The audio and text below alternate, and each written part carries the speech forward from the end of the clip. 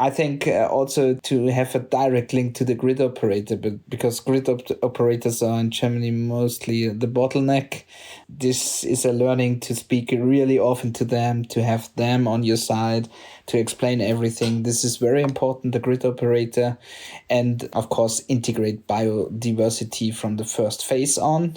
This episode really takes us into the heart and one of the most essential topics of this podcast as such, into sector coupling. And for that, we will travel to a very small and picturesque village or small city in Bavaria, Germany, namely Bundorf, because back in September 2023, a 125 megawatt solar park was connected to the grid there. Not only does it generate electricity for almost 40,000 households, but the 131 billion kilowatt hours of electricity produced each year will also supply the community with district heating. They will be used to build an e-mobility charging infrastructure in Bundorf and the neighbouring villages. And residents will even be able to directly participate in the 40-hectare solar park through an energy cooperative. So it's really a pioneering project, basically combining everything that's dear to us and that we're very much excited about. So I'm looking forward to dive into the details in the next minutes. Welcome to the Smartery podcast, a podcast for and with the creators of the new energy world. A world in which energy will be renewable, decentralized and digital, bringing together electricity, heat and mobility. Let us show you how we will get there and who will get us there. My guest for this episode is Christoph Strasser. Not only is he the CEO of MaxSolar, the company behind the project, but he's also been the deputy chairman of the board of EGIS, the cooperative involved in the Bundorf Community Solarpark for already 11 years. Welcome, Christoph. Thanks, Zach, for this short introduction. I'm happy to be here in this podcast and, of course, share the information to the community. Just to start right away, Christoph, we all talk a lot here about how long processes and bureaucracy takes. The project was connected to the grid last September, but as I just mentioned, you've been part, as I understood, of the board already for 11 years. Is that the timeline it took to realize that project? No, that would be really horrible. No. To be honest, it was one of the fastest infrastructure projects in Germany in the last 3 years. We started 24 months before reaching COD, so reaching operations of the whole PV power plant. The process of this community participation, so initial resolutions, second, third resolution, statutory resolution. So you get the permission to construct. And then within 12 months, we constructed finally the whole PV power plant and also the district heating network connected to the power plant. Just before I get to the actual questions, so what was your secret sauce to deliver in such short time? I think it's always, let me say this way, a stakeholder management. Very carefully to have all people and, of course, the community council, the mayor, the citizens in the nearer area, the authorities, also the grid operator in one room, let me say this way. And, of course, the target was to build new infrastructure in a more poorer areas of Germany, where you have a lot of space and not so many people living there, and of course accelerate the whole energy transition in Germany. This was, I think, one of the main focuses of the government the last 2 years. So if you say poorer area, not so many people living there per square meter or square kilometer, means also less friction because it's less cramped and not in competition with many other projects going on. But let's dive right into the project itself. Maybe you can introduce us to the Bundorf Community Solarpark as a whole. So what are the most important things we need to know about it and what is sort of special about it in regards to sector coupling? Okay, let me add some numbers to this Bundorf project. As you mentioned, we installed, the total size is 125 MWP, so it's 125,000 kWp. As you can imagine, one rooftop residential has 10 kWp, so it's really amazing. It's 1 square kilometer PV power plant. It's one of the biggest areas in Germany which are used for electricity production. This is the first one. Special is also we developed hand in hand with the community, a district heating solution without using fossil energy. So because there is only oil heating systems in this whole community, and of course wood burning, the classic infrastructure in Germany. And so we decided with the community, the mayor, the town council, hey, what can we do?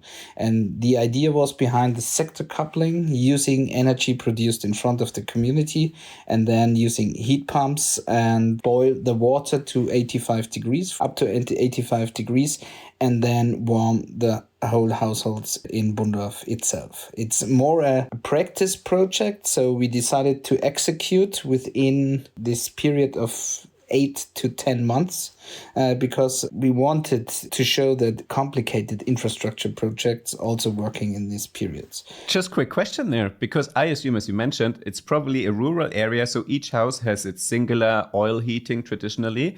How were you able to provide the infrastructure to actually get the heat from your plant into all of these, probably, I don't know, how many households? Also 40,000 households? No. Connect to the heating? It's only 40,000 households energy produced for 40,000 households, the consumer 40,000, and there is only 40 households because it's a small town and community, and the question is always the same: how to build this infrastructure? If for 40, for 200, or for 1,500. And for us, it was very important to learn also where are the trigger points, what is important for the citizens, and what is very attractive or what makes such projects attractive. And of course, we are also doing the funding studies for this project. It's funded by the government around about 50%. And the biggest project at the moment we are doing the study is around about 10,000 households. So it's a copy-paste topic. And for us, it was very important to learn how to bring the citizens in this system. But it literally means you have to dig up the ground and build pipes from your plant to 40 plus households. Is that expensive? If I'm a citizen of Bundorf and I want to participate not only in the electricity cooperative we'll talk about in a minute, but also I really want to get access to the heat, like you say, 85 degrees hot water. Do I have to cover the cost? How much is it? This is exactly, I think, the task or the issues, because as we see, to dig through the whole community to the streets, it's very expensive. So we decided to build a more decentralized infrastructure. So doing the civil work for only the electricity and not the heat. It's simpler. So we connected the town to the PV power plant. And in front of the citizens and the town, we build the infrastructure, the heating pumps. So we have short ways. And of course, then doing the civil work, digging into the households, do the connections. This was all provided by our team for the citizen, for each household. And to be honest, it's funded, the whole system is funded by the government by 50%. And every household who is connecting to this system also gets a funding around about 40%.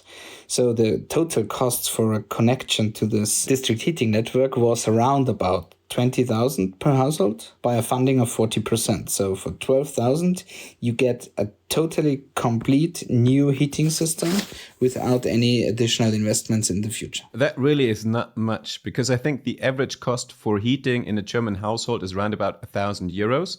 If you take that up to 20 years, that's 20,000 euros. So you're almost at 50% of the cost. With price stability, though, that is very much important, I guess, because the structure is set and the cost structure probably won't change that much. That was a rough really rough, because as you see, the fossil energy like gas, it's becoming not cheaper. And so the question is also what will happen in the next 20 years.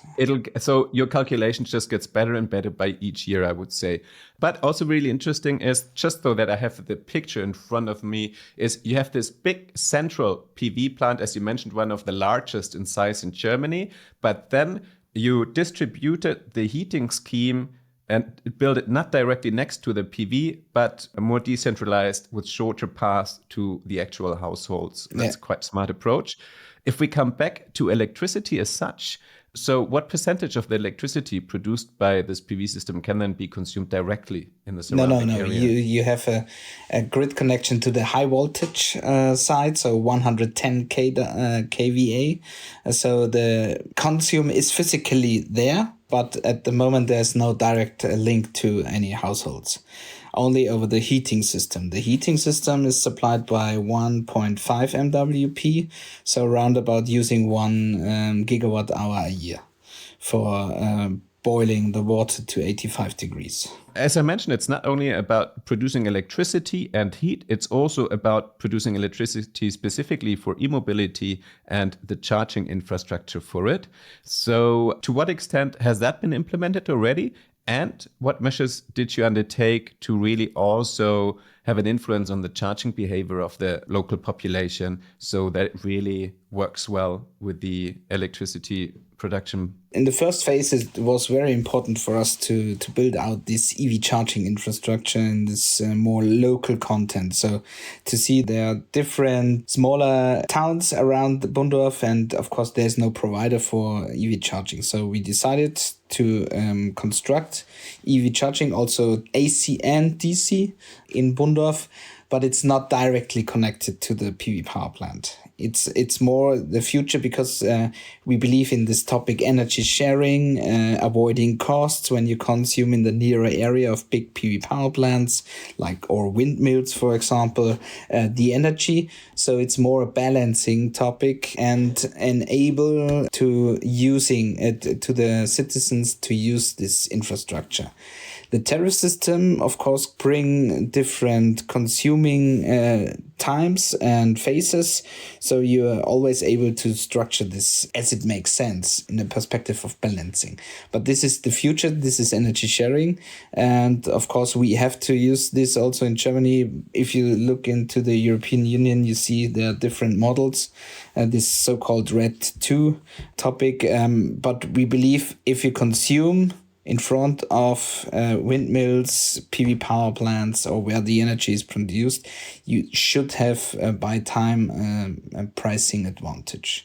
But it's not directly linked to the PV power plant. When talking about balancing or flexibility, of course, it's usually then a question of the larger schemes and the connectedness to the grid as such, as you mentioned.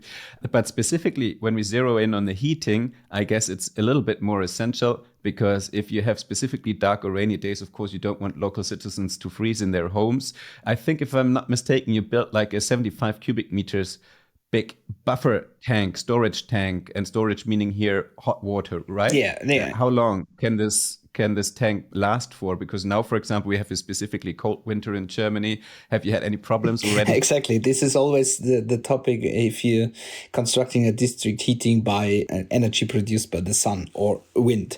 So our expert calculated around about 70 to 90% covering rate for using the electricity from the PV power plant. So you have the 10% or at the end 20% of this winter days you have to cover, and therefore you use the 75,000 liter tank, for example. This can bridge 2 days around about for this system, but we also have a coverage by a biomass infrastructure behind, so we always able to bring additional energy into the system.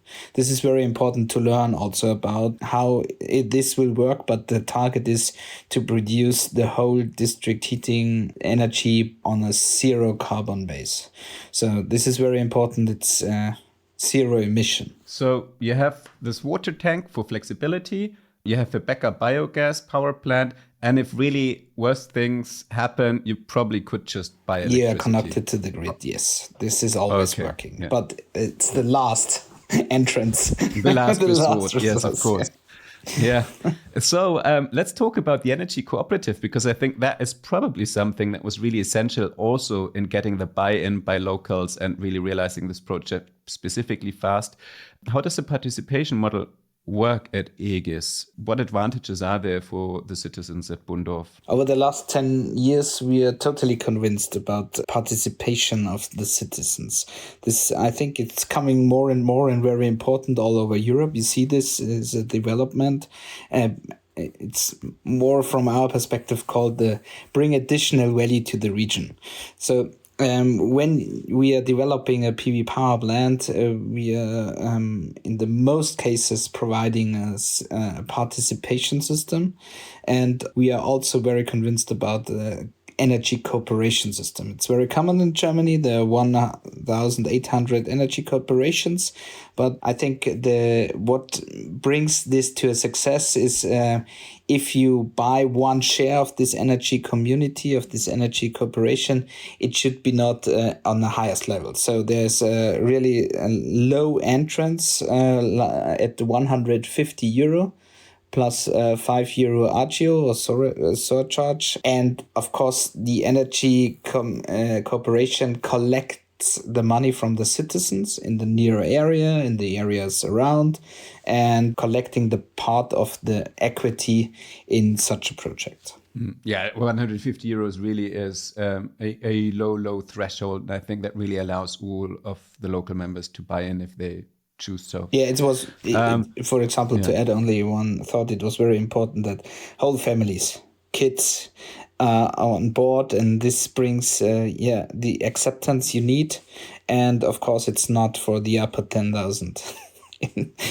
So it's not only sector coupling, it seems to be a really well-rounded project in all sort of dimensions, because I think one goal has also been to reconcile biodiversity with solar power generation. So does this huge area covered by PV look distinctly different from what we're used to? Yes, I think it's also one additional very important point, the biodiversity and how it can be, or it can develop itself in such big PV power plants. Because as you can imagine, if you have only 2 hectares or 5 hectares, for example, you have always coming in many things from the normal agriculture labor around this area. So the biodiversity cannot develop as much as possible. Yeah. Because so that means because you've got the farmer driving by, you'll get the pesticides in there, you get the fertilizer in there, or you'll just simply get the wheat grains. Exactly, it's coming with the wind into the PV power plant. For big PV ground-mounted free-field installations like Bundorf with 125 hectares, of course, there's not so much influence by this topic. And what we also did, we had monitoring before. So the biologs are going to the area and, of course, looking half a year which animals, birds flying around need to be protected. And therefore, we did this exercise also and constructed then the PV power plant. It was the first time allowed in Germany to do this with the approval of the called Untere Naturschutzbehörde, to construct the PV power plant and say, okay, the animals, the population will grow in this park. So we have more sunny distances between the PV module installation, and constructed it for this, for example, skylarks there. It's very protected species, and we founded 26 pairs of the skylarks in the area. And after the installation was completed at 80%, we also did this monitoring, and the population has grown to 65. But in details, because usually what we're used to is ground-mounted PV, and then you have shortly trimmed grass underneath. So do you allow more versatility in regards to flowers and such? And do you allow them to grow to certain heights? Exactly. You allow this, and you're not cutting the grass before the 1st of July. Also not letting any sheep in, for example, so that the population and, for example, the skylarks finding a lot of food. This is very important for the growing of the population. And only to imagine, if you have 65 of these bird pairs on your ground, you have to do additional, bring additional space in of round about 120 hectare. So that's 10% if I calculate right. No, it's 2 hectare on each pair. So normally when you're developing a PV power plant in Germany, you have to provide additional area for these birds. And when you found 26 pairs, you have to provide around about 50 hectare. And we are doing this within the 125, so we are avoiding it using 50 hectares additional, and this is very really cool. Now I get the difference. What are the additional costs for that? Nothing, only the design of the PV power plant, because so it's not like you have to mount the PV higher than usual you have more costs for the steel involved. You have only to provide the population can only grow if you have more sunny distances between the rows, so it's not 2.5 meter, so it's more 3.5 meter. So the whole electricity or the power installation is a little bit lower, but this is, I think, not so important because the biodiversity is growing much better, and we have the studies, we have the evidence. Why then are there so many PV parks that just have shortly cropped grass underneath it? I mean, it seems like a no-brainer if there's no additional cost involved. The topic is in former times, they wanted to use the land as much efficient as possible. So if you have only 10 hectare, for example, you want to use every square meter for electricity producing the electricity. But from our perspective, it's more to integrate such topics like biodiversity, because this brings much more acceptance. And of course, the other way around is when we are speaking to the town council, for example, or the community, we are always explaining why we think it's not doing 10 hectare, doing 20 or 30 hectare, and the advantages and of course are there, and for most of the communities it makes absolutely sense to do a more bigger project with all these additional topics in than 10 smaller projects. Super exciting. I mean, like I mentioned before, really a project that has benefits in sorts of dimensions. You said you realized or implemented it in really a record short time. Nevertheless, any learnings, mistakes you did in this project where you're like, okay, this is not something we'll repeat in the next project, but we'll do it better. Any tips and tricks to anybody who's listening? I think what is very important, the learnings are good stakeholder management. This is very important. Of course, implement additional technologies. Sector coupling is very important. I think also to have a direct link to the grid operator, because grid operators are in Germany mostly the bottleneck. And this is a learning to speak really often to them, to have them on your side, to explain everything. This is very important, the grid operator. And of course, integrate biodiversity from the first phase on. Be very open to the authorities, also the environmental authorities. It's very exactly. It's very important. And on the other side, do it not behind the curtain. Do it in the public, explaining it to the people. We also walking over the whole site with the community members, with the citizens in front of this PV power plant, and bring additional region to the value. Sorry. This is also, I think, very important. Well, thanks so much for joining me today, Christopher. That's been really exciting. And thank you very much looking forward to see the further development and hopefully many more projects of this kind in Germany and around the world. Yeah, exactly, around the world. This is the task we are following. Thank you.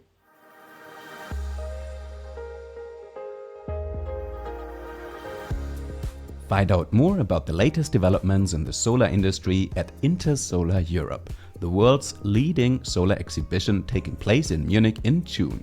Of course, including plenty of more exciting presentations on solar parks. Make sure you come along.